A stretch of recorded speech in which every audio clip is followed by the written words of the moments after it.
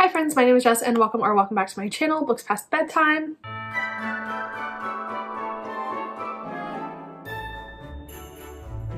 So I just finished watching episode 3 of season 2 of Young Royals and I am depressed. So what better way to reconvince myself that love exists than by talking about some of my favorite male-male romances. I did this video on my channel a long time ago, like near when I first started my channel. So it's definitely time for an update. I've read a lot of good books since then that I would like to share with you. Also, I do have a sapphic version coming, hopefully later this month. My list though is like not quite as perfect as this one, so I want to read a couple more books. Just be sure that that is my list before I make my video. So that is coming, I promise. Subscribe for that. Today we're going to be going through, I think it's a list of 9, which is kind of unsatisfying, but my top 9 favorite book slash series that feature romances that you can also find on Kindle Unlimited. There's so many good books that you can find on Kindle Unlimited that I really wanted to highlight those. So that is in particular what we're going to be talking about in this video. And also before we get started, I just wanted to point out my shirt because what better video to wear this shirt in than this one. All right, let's get into it. I roughly ranked these in order from favorite to absolute favorite. But of course, I love every book on this list. This is a list of exclusively 5-star books. I take that back because there are some series on this list where like books in the series have like a 4-star rating, but like overall they're a 5-star series, if that makes sense. Basically, these are all favorites, so you can't go wrong with anything on this list, even though it's not like number 1. I love number 10 like equally, you know? Basically, I'm trying to save the best for last, but all of these are the best, so let's proceed. The first book I want to recommend is an Enemies to Lovers standalone called Savage Rivals by Becca Steele. In this book, we're following Asher and Levi, who are soccer captains, I think. It's set in England, I guess, so they call it football, but they're, yeah, that's sport. They're each captains of their rival high school's soccer slash football teams, and they hate each other's guts. But there's explosive chemistry between them, both on and off the field, and one thing leads to another, and we have a Enemies to Lovers gay awakening story. This book is everything. It has one of the best first kiss scenes in any book ever, and that Enemies to Lovers tension is simply unmatched. I devoured this book so quickly in like one sitting. It's also just genuinely written really well. Like, you get so involved in the characters and their lives and in the story, and you just come to love them and root for them so much. There's also a really good hurt comfort scene in this book if you're into that, which I feel like most of us are, you know? Also, if you are a Larry fan, this book gives me such Unbelievers vibes by Is That You, Larry, which is one of my favorite fan fictions of all time. So if you're watching this video and you love that fanfiction, read this book. The next books I want to recommend are part of a series called the Frat Wars series by Saxon James. This is a trilogy of books and they all follow different frat brothers and their romances, and I just love them. They are so fun and campy, and if you like contemporary romances with a college setting, these definitely would be up your alley. The first book is called King of Thieves and it follows Chad and Bailey. Chad is the VP of one frat and Bailey is a new member of another frat, and they kind of have a Romeo and Juliet forbidden romance because these frats like hate each other. They do everything in their power to like tear down the other frat. They do not coexist at all, but Chad and Bailey do coexist. And so there's kind of an element of like a secret relationship going on here, and that whole conflict of like, who are we going to tell? When are we going to tell? The second book, Master of Mayhem, follows Robbie and Brandon, who are both Chad's frat brothers. Robbie has always kind of been like the class clown kind of goofy character, but when Chad gets into the relationship with Bailey, this is like the first time it's occurred to him that maybe he likes other dudes too. He wants to experiment, so he enlists his friend Brandon. They kiss. Another one of the best first kiss scenes I've ever read in a book. They kind of strike up like a friend with benefits thing, and then it turns into failed casual because of course they fall in love. And then the third book is called Presidential Chaos, and in it we're following Zeke and Charles. Zeke is the president of Chad's frat and Charles is the president of Bailey's frat, and they've been hooking up on the DL for quite a while and no one knows. But of course this is another failed casual trope where they realize that they're in love with one another.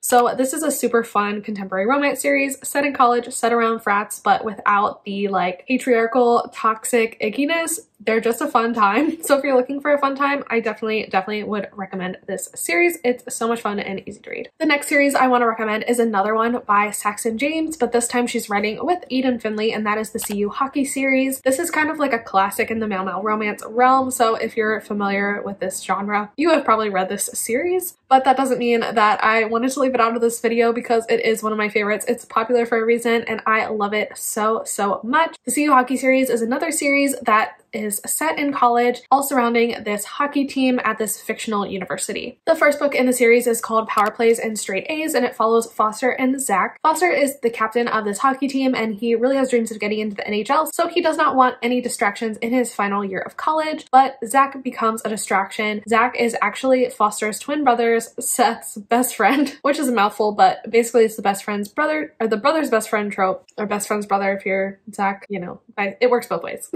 So Seth asks Foster to kind of keep an eye out on Zach because he's kind of like a nerdy guy. He doesn't really know what's going on. So we also have like a jock nerd dynamic going on here. And Foster and Zach have always been friendly, but never really friends. They were just knew each other through Foster's brother. But as they begin to like spend more time together, get to know one another, they realize that they're very compatible and they fall in love.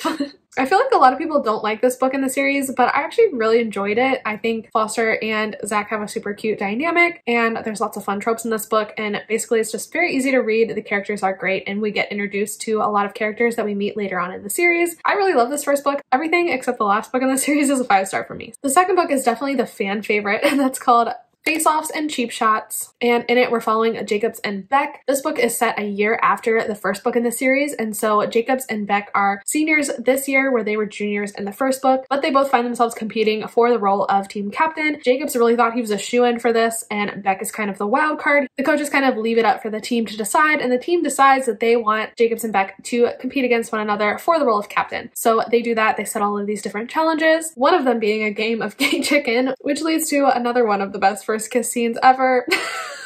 I love the tension and angst, okay? I love it. This is a super fun book. Enemies to lovers, rivals to lovers, vibes, and just a wild good time. I love it so much. Next book in the series is called Goal Lines and First Times, and it follows Seth, who is Foster from the first book's twin brother, and his relationship with Cohen. This book has the anonymous trope where the two characters are talking anonymously online and also know each other in real life, but don't know that these two relationships are connected and are the same person. So I love that dynamic, and you don't see it too often, but when it is done well, I love it so much, and that is the case with this book. This book is probably my second favorite in the series. When I read it, it was my favorite. So it's my favorite of the first three. But basically, Cohen is on the hockey team at school. Seth goes to a different school. He goes to a rival college, and they meet online because they both are kind of trying to explore their sexualities. So Cohen wants to see if maybe he is attracted to guys as well as girls, so he gets on this dating app, and Seth, on the other hand, always kind of struggled to connect to relationships, and he feel like he might be asexual or demisexual, and so he's kind of trying to explore himself as well. So they meet and start talking on this app and become friends, and they're also friends and run into each other in real life because of their connection through Foster, Seth's brother, and as well as because Seth's best friend Zach still goes to the college because he is in a master's program. And everything kind of comes to a head when Seth agrees to go with Cohen and some of their other friends up to a hockey game to see Foster play in Canada in this NHL team or something. Seth and Cohen end up rooming together, just the way things fell. And they discover what's been going on. Oh my god, it's so good. The reveal of what happens when they like finally realize who they've been talking to the whole time and that they like each other both in real life and online.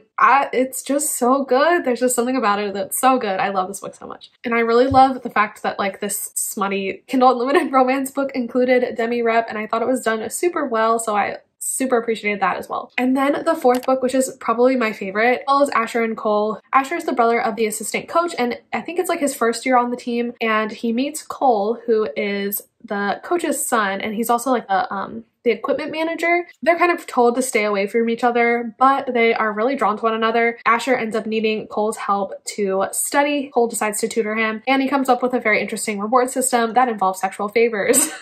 So this has a like failed casual kind of trope, and they also go from like friends to lovers, and it is just super cute. And Asher is just my favorite type of character because he is that type of like emotionally damaged bad boy kind of character, and there's just something about a damaged man. I don't know, but I really love their dynamic. I think they're just like so cute together. This book is my favorite. I don't know. I just love Asher and Cole so much. They're some of my favorite characters ever. I love them. And then the fifth and final book is called Puck. What the fuck?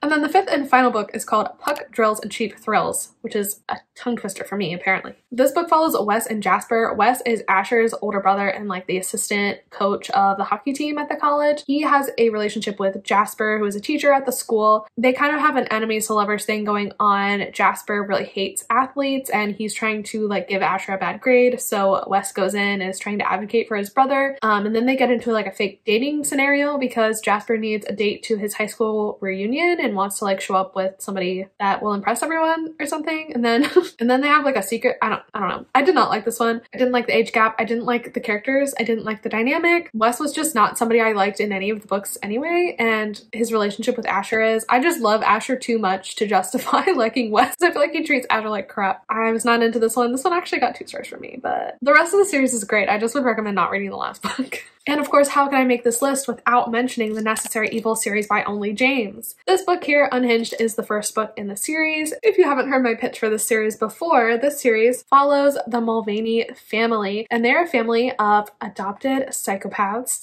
And their father, Thomas Mulvaney, has raised them from childhood. He adopted them because they were exhibiting psychopathic tendencies as young children, and he raised them up to be vigilante killers to take care of the bad people in society who the cops either miss or don't have enough evidence against, and they harness their psychopathic tendencies for good. And each book follows a subsequent brother and their romance. This first book, Unhinged, follows Adam, who is the youngest brother of the family, and his relationship with Noah, who is the son of one of the men that Adam killed. This one, out of all of them, is probably my favorite. It was my very first dark romance I ever read, so I just feel like it will always hold a special place in my heart for that. And when I say dark romance, these aren't super dark. The relationship between the characters is actually like very loving and sweet, but just kind of the surrounding plot of the serial killers. There's like true crime-esque plot lines in a lot of these books, and a lot of the things that happened to Noah in his childhood were very like tragic and dark. And there is a bit of kink in these books.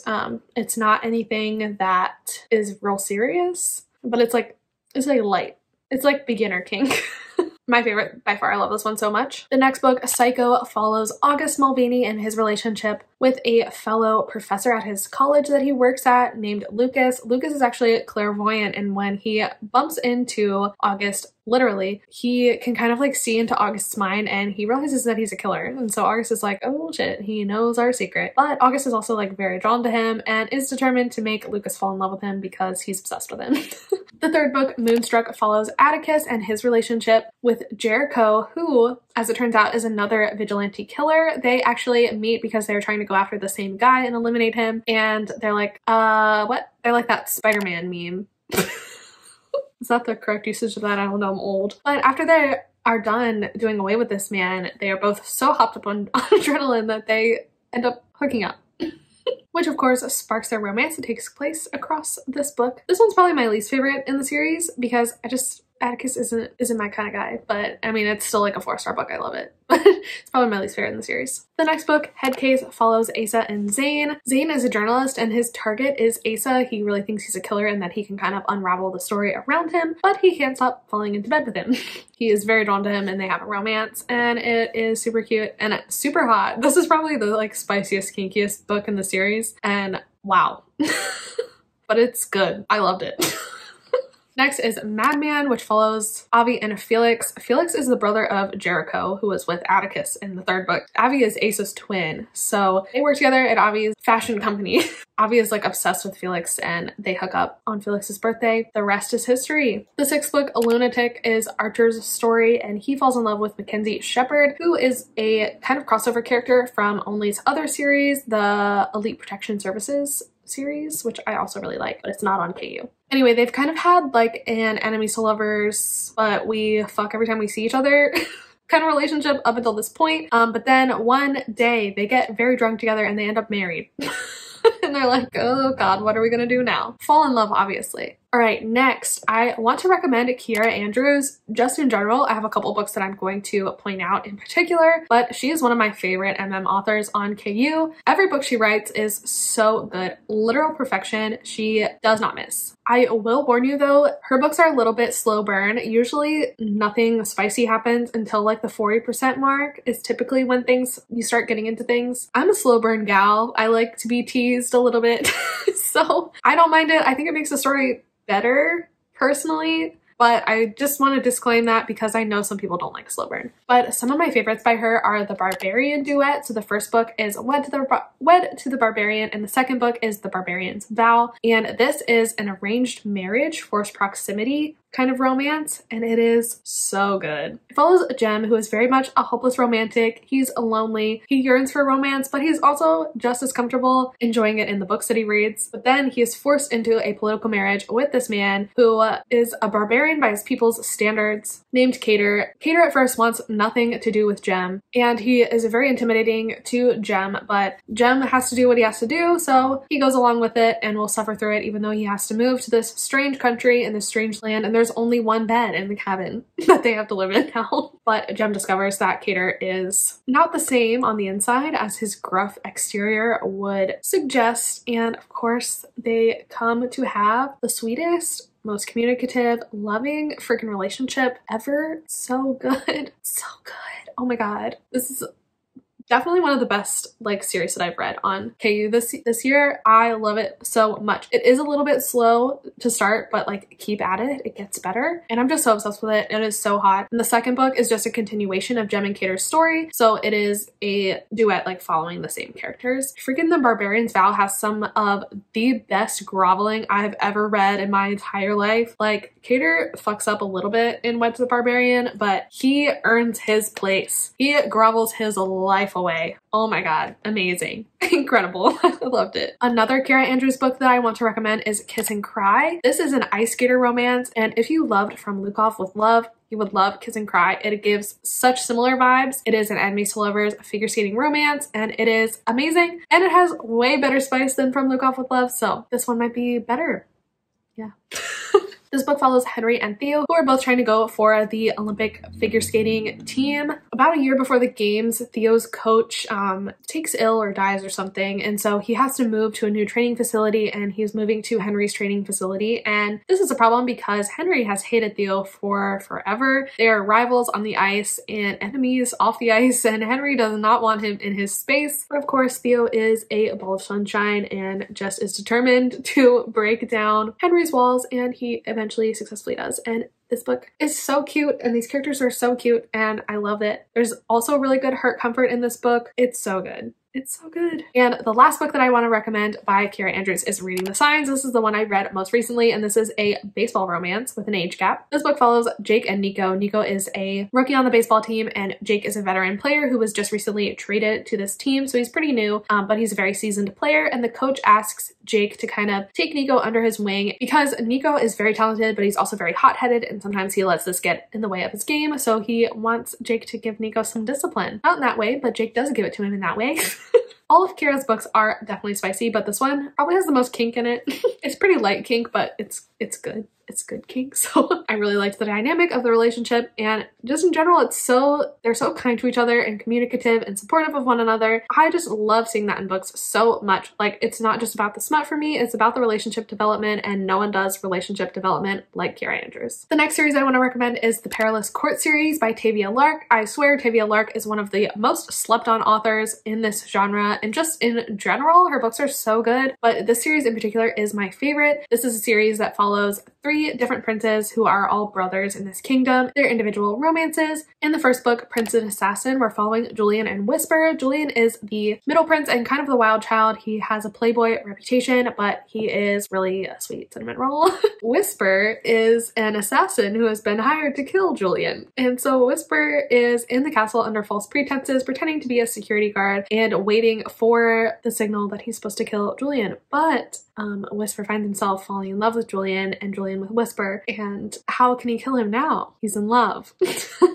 So good. And Tavia Lark just builds the most rich, beautiful fantasy world It's incredible. So, so good. So good. Love it. And then I love the second book just as much, called Prince in Disguise. This book follows Bellamy, who is Julian's younger brother, the youngest prince. He has been away at another kingdom studying, and he is now returning home, and on his voyage home he ends up getting kidnapped and taken hostage, and he is held hostage with Rakos. Rakos is like a famous soldier, and so both Bellamy and Rakos are well-known people, but neither of them knows who the other is. They give each other false identities because they don't want to be known as who they are to each other, because they don't know if they can trust one another yet. But they decide that their best chance of escape is to do so together. So they do. They get away, and now they have to journey back to their respective kingdoms, their respective homes. But Bellamy is not a super rough and tumble guy, so he needs Rakos' help to get back to where he's going to go. They agree to part ways at a certain place, but of course they can't part ways because they fall in love.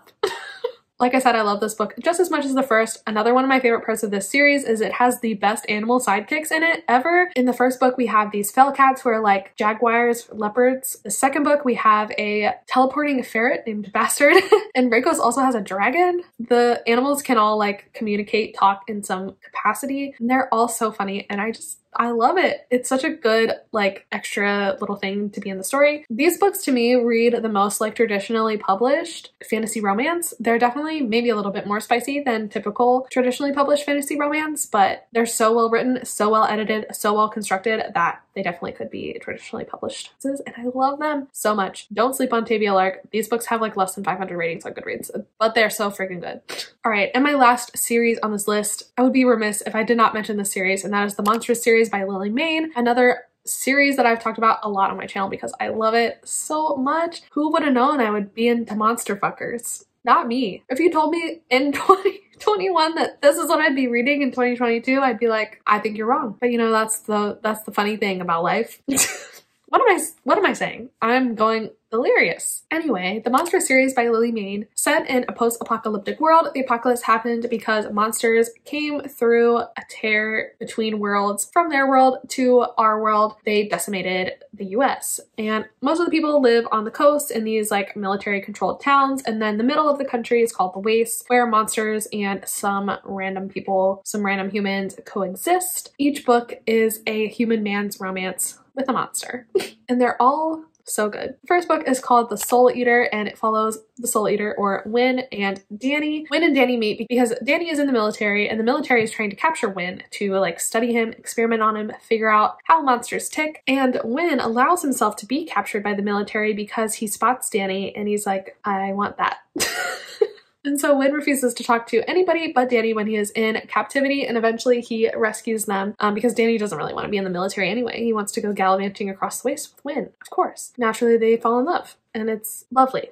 This first book probably isn't my favorite. It was actually converted from a short story into a novel, and honestly, I wish she had just left it as a short story. I think it would have been better because there's a lot of time that they just like spend walking around in this book, but the characters are so good, they're top tier, that it doesn't matter because you're not reading for the plot anyway. The next book, though, I feel like Lily Mayne really hits her stride, and that's Eden. And Eden follows Eden, of course, who is a big purple monster and is human Hunter. Hunter and his friend Charlie are part of the military as well. They're traveling across the waste, gathering intel for the military. Eden is the Soul Eater's best friend, kind of, his monster's best friend. I can't remember if he runs into both Hunter and Charlie or if he just runs into Hunter. Charlie gets stolen by these other monsters, and Hunter and Eden team up reluctantly. Well, Hunter is reluctant, Eden is thrilled.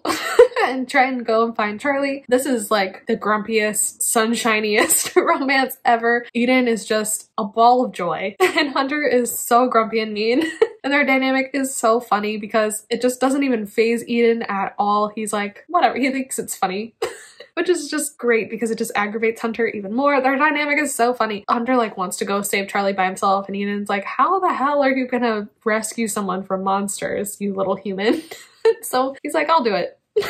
It's great. It's so funny. I love their dynamic so much. They're one of my favorite couples. And then the third book, the read kind of takes like a different turn. It's a little bit less connected to the other ones. We actually go to this camp out in the wastes. We meet our main human character, Ghost. Ghost is like the runner for this camp. He kind of like goes out and gathers supplies and comes back because he's just really like stealthy and good at being out in the wastes without getting into trouble. In the beginning of the book, he is out on a scouting mission with his best friend Rig, and Rig and Ghost find this monster who is very much injured and can't really talk, He doesn't feel threatening to them, so they decide they can't leave him there and they take him back to camp so he can be nursed back to health. This monster turns out to be the Reek, which is one of the most dangerous monsters in all of monsterdom. I made that up. But he's not. He's so sweet. He's just misunderstood, okay? He's just misunderstood. And he loves Ghost so much. And this book is just like so cute. And the way they pine for each other just kills me. The pining is so good in this book. It is so good. Are just the sweetest freaking characters. And they're so sweet to each other and they're so sweet together. And I love it so much. If Moth didn't exist, this would be my favorite book in the series, hands down. The fourth book, Gloam, is not my favorite in the series. It follows Rig, who is Ghost's best friend, his romance with this big beastie named Gloam. This book is just really boring because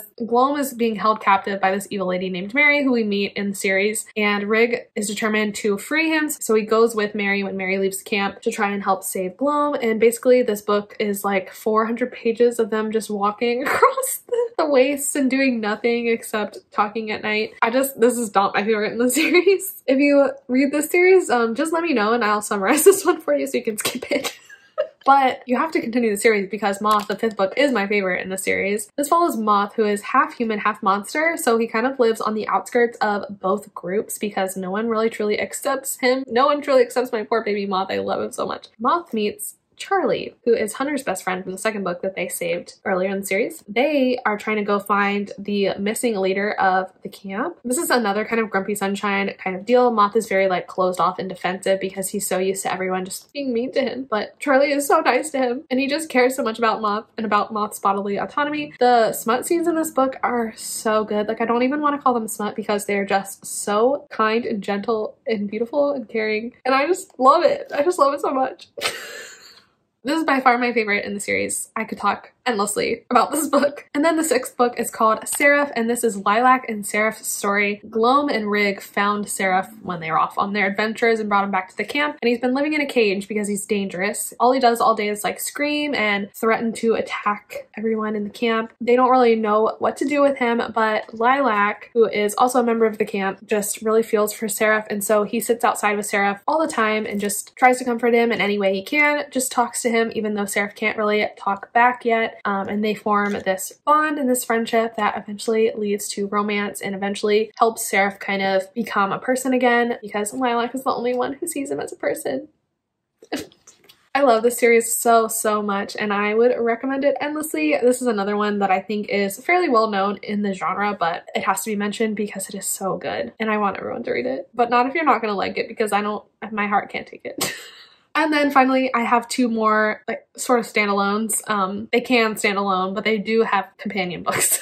But everyone might not know that they are on KU, so I did want to point that out. The first of which is A Boyfriend Material by Alexis Hall. Yes, this book is on KU, which is awesome. This is a contemporary fake dating romance following Luke and Oliver. Luke is tangentially famous as the son of a rock star. He works at this charity, and Luke's dad is kind of back in the public eye, so now Luke is also, and he has a really bad photo of himself published of him like out partying or doing something unseemly, and his charity is like, this is bad for business, you need to get your act together. And so he is looking for a fake boyfriend. In comes Oliver, who is a friend of a friend.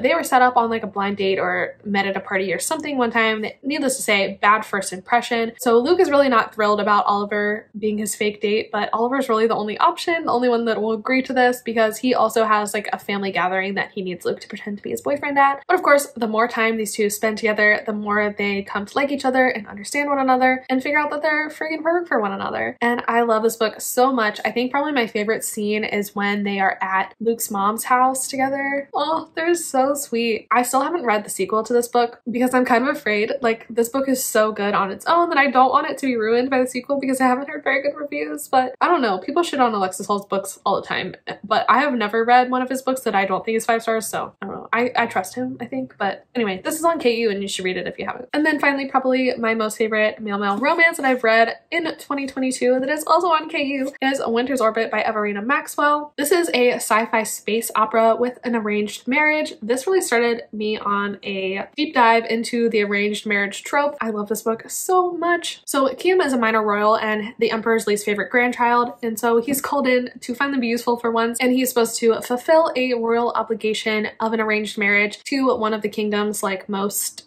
rebellious vassal planets. So he's arranged to be married to Count Janin, who is a widower, and I think he was previously married to Kiam's cousin, but Kiam's cousin died mysteriously, which is one of the things that happens in this book. Is there's a murder mystery plot surrounding Kiam's cousin's murder. Can't talk anymore, I've been talking for too long. Basically, this book is filled with world building, political intrigue, and a lovely, lovely, lovely freaking romance. Kiam is very much like a golden retriever type character, which is so perfect because when Kiam and Janin meet, Janin is very withdrawn. His previous relationship was not good. Kiam really helps him see what it's truly like to be loved, how you should be loved, and it's so lovely and wonderful. This is another slow burn romance, but for me, the payoff was so worth it. It is so good. One of my favorite books, and I cannot believe this is on Kindle Unlimited. Honestly, if you don't read it, it's criminal. So freaking good. So good. All right, and those are some of my favorite male romances that you can find on Kindle Unlimited. Let me know if you have favorites in this genre that you think I should check out and that I would like. I would love to know. I'm always looking for other recommendations. I feel like it's kind of hard to browse on Kindle Unlimited homepage because they just show you like the most random shit. I'm like, I'm not interested in this. And even if you are interested in it and you start reading it, it's like, this is horrible. So I feel like there's a lot of gunk out there. Help me sift through it. If you have any recommendations, please let me know. And for more queer bookish content, definitely subscribe to my channel. I pretty much read and talk about exclusively queer books on this channel, so if you're interested in that, definitely subscribe. I would love to have you. If you liked this video, you can also like it down below. That will help me out. I linked every book that I mentioned down below. Also, if I've convinced you to sign up for a Kindle Unlimited subscription, use my link in the description. It will help me out, support my channel, and I would appreciate it. And if you want to keep up with me on the day-to-day, see what I'm reading, you can follow me on Instagram and Goodreads. Those are the two social media where I am most active. I think that's all from me, so thank you so much for watching, and I will see you in the next one. Bye.